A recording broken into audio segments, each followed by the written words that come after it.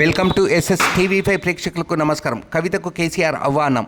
తెలంగాణ రాజకీయాల్లో గత కొన్ని రోజులుగా కల్వకుంట్ల కవిత వ్యవహారం హాట్ టాపిక్గా అయ్యింది.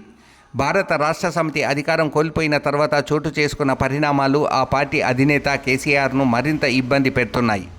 అధికారంలో ఉన్న సమయంలో విపక్షాలను నానా ఇబ్బందులు పెట్టిన బీఆర్ఎస్ ఇప్పుడు కుటుంబ సమస్యలతో నానా ఇబ్బందులు ఎదుర్కొంటుంది.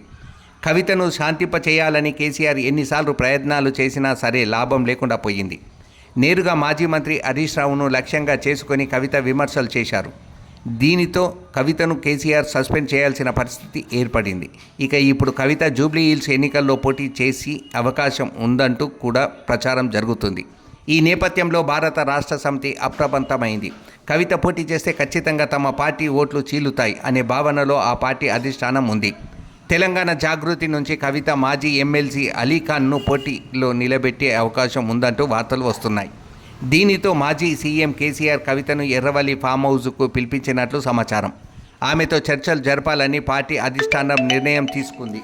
కవితను పోటీ నుంచి తప్పిస్తే తమకు ఎటువంటి ఇబ్బంది ఉండదు అనే భావనలో కూడా బీఆర్ఎస్ నాయకత్వం ఉంది. ఒకవేళ కవిత పోటీ చేస్తే పార్టీ ఓట్లు చీలడమే కాకుండా అది అధికార పార్టీకి లాభం చేసే అవకాశం ఉండవచ్చు అంటూ రాజకీయ వర్గాలు అభిప్రాయపడుతున్నాయి.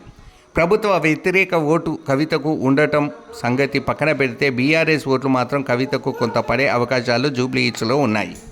2-3 రోజుల్లో కవితతో కేసీఆర్ చర్చలు జరిపి ఆమెను శాంతింపచేస్తారంటూ కూడా ప్రచారం జరుగుతుంది.